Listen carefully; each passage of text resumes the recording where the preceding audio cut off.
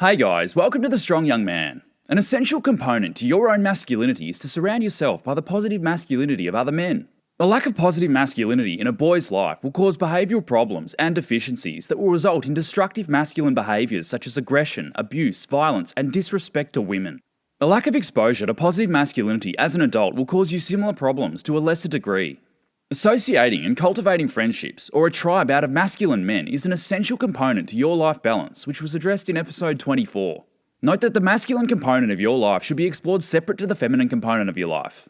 It's okay to mix your friends with the women in your life, but sufficient time should be spent alone doing masculine things exclusively with people who possess sufficient positive masculine energy. Extending this one step further, don't completely neglect one at the expense of the other. Sufficient time should be spent doing both, and you'll get the best out of each interaction when the two are done separately.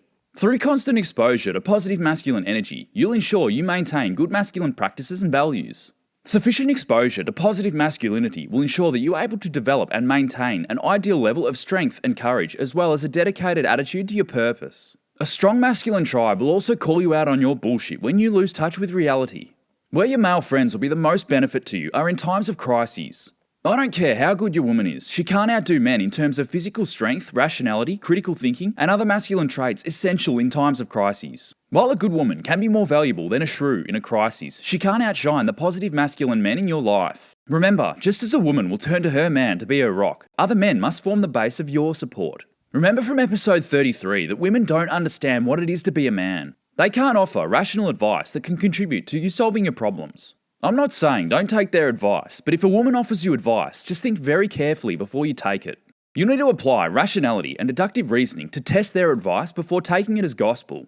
Advice and wisdom is more likely to serve you well if it's advice taken from men with positive masculine traits. Men need tribes and other men that they can talk to.